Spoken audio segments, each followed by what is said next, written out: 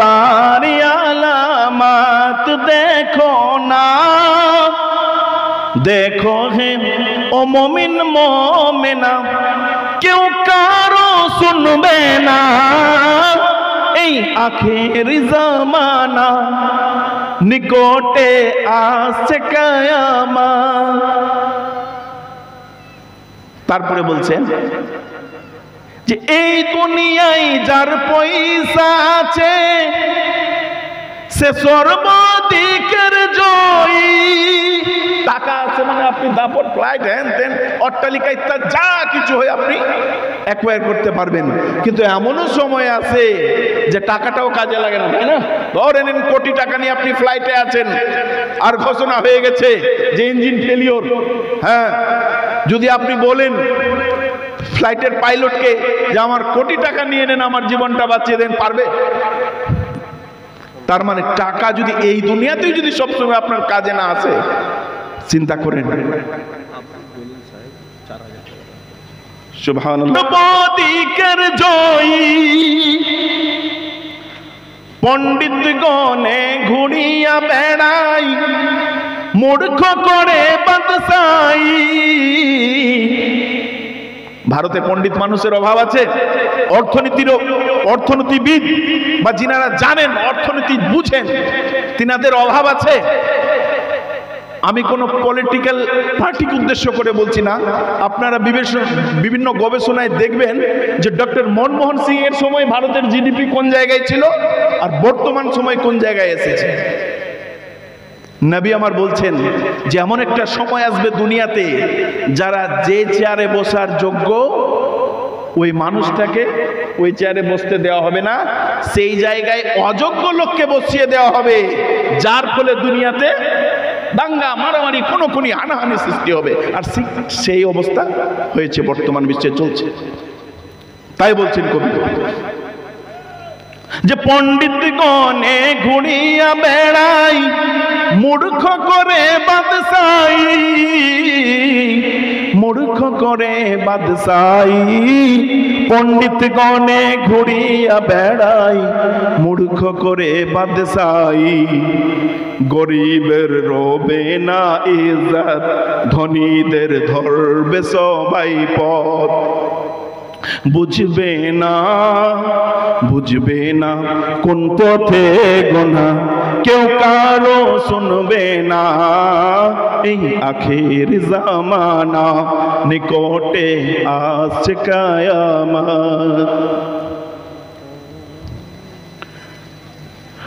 সবার আগে উঠিয়া যাবে কাজেরই হক বিচার।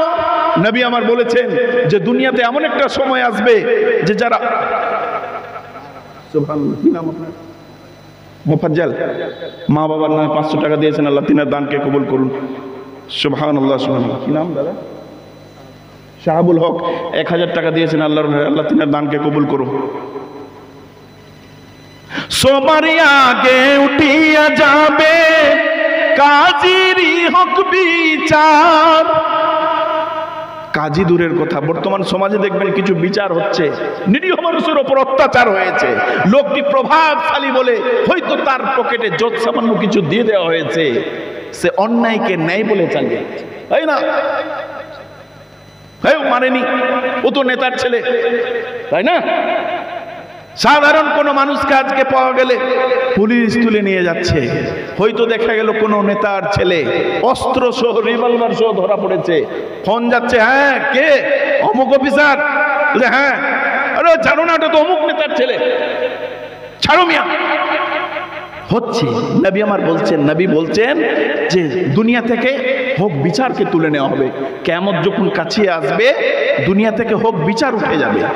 তাই কবি বলছেন সবার আগে উঠিয়া যাবে কাজেরই হক বিচার। মানুষ রবে না কারো মানুষ ব্যবহার, মানুষ ব্যবহার, মানুষ রবে রবে না কারো, মানুষ ব্যবহার। ভুলে যা বেরিস্তা আপন, ভাই নিজ ভাইকে করবে খুন। হচ্ছে তো হাজরা, সামান্য জমির জন্য, টাকা পয়সার জন্য ভাই নিজের ভাইকে মার্ডার করছে, চাকু চালাচ্ছে, হচ্ছে দেখছি আমরা। তো নবী আমার বলেছেন যে এমন একটা সময় আসবে নিজের ভাই, নিজের মায়ের পেটের ভাই নিজের ভাইকে মার্ডার করবে, সে জানবেই না। আরে সামান্য হয়তো 1 শতক জমি বা সামান্য কিছু টাকা বা সামান্য কিছু অধিকারের জন্য ভাই নিজের ভাইকে মার্ডার করবে। নবী আমার ভবিষ্যৎবাণী করে গেছেন যে দুনিয়াতে এমন একটা সময় আসবে যে নিজের মায়ের পেটের ভাই নিজের ভাইকে চিনবে না, ভাই নিজ ভাইকে করবে খুন। মানবে না, মানবে না মাতা পিতার মানা, কেউ কারো শুনবে না। এই আখের জামানা নিকটে আসছে কিয়ামত। হাদিস ঠেকা পাঠক বোকা, পড়বে না কুরআন। আর খবরের কাগজ দেখো, দেখো বিশ্বজাহান। বাড়িতে হাদিস কোরআনের ঠেক লাগানো, তাই না, আলমারিতে ভরে রেখেছে, কিন্তু সকাল সকাল উঠে রাত 12টা পার হয়েছে, ফেসবুক, ইউটিউব বা দেখছে আনন্দবাজারে কি এলো, উত্তরবঙ্গে কি এলো, পৃথিবীর বিভিন্ন খবরাখবর নিয়ে তার সময় অতিবাহিত হচ্ছে। কিন্তু আল্লাহর কিতাব পবিত্র কোরআনুল কারীম পড়ার সময় হচ্ছে না, তার নবী দেখে যাও অসংখ্য হাদিস পড়ার সময় হচ্ছে না, সেই অনুযায়ী আমল করার চেষ্টাও করছে না। নবী আমার বলছেন যে এমন একটা সময় আসবে যে হাদিসে এসেছে যে ইলমকে তুলে নেওয়া হবে, তাই না? তো ওটাই হচ্ছে। হাদিস ঠেকা পাঠক বোকা, পাঠককে বোকা বলা হয়েছে, মানে হাদিস কোরআনের ঠেকা লাগানো। হাদিস কোরআন পড়ার সময় হচ্ছে না, সে নিউজ পেপার, দুনিয়ার খবর ইত্যাদি ইত্যাদি নিয়ে সে ব্যস্ত, ফেসবুক, টিকটক আরো বিভিন্ন রকম জিনিস নিয়ে সে ব্যস্ত। এমন একটা সময় এসেছে দুনিয়াতে। তাই কবি বলছেন আপনারা যদি দান করেন, দান করতে পারেন, কোনো অসুবিধা নাই, দান করেন, এই দিকে দান করবেন। ধন্যবাদ। হাদিস ঠেকা পাঠক বোকা, পড়বে না কুরআন। খবরের কাগজ দেখো, দেখো বিশ্বজাহান, দেখো বিশ্বজাহান। খবরের কাগজ দেখো, দেখো বিশ্বজাহান। তো মসজিদ পাবে ভরপুর জওয়ান, জাহেলরা করবে ইমামাত।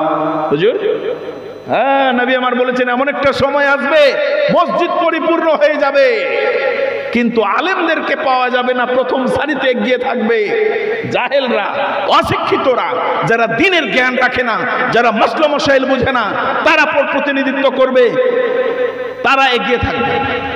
তাই বলছেন, হাদিস থেকে নিয়েই লিখেছেন, কবি যিনি লিখেছেন খুব সুন্দর করে, তো মসজিদ পাবে ভরপুর জওয়ান, জাহেলরা করবে ইমামাত। একজনা আলিম মিলবে না, কেউ কারো শুনবে না। এই আখের জামানা নিকটে আসছে কিয়ামত। আল্লাহুম্মা সাল্লি মাওলানা মুহাম্মদ ওয়া আলা আলি সাইয়্যিদিনা ওয়া আলা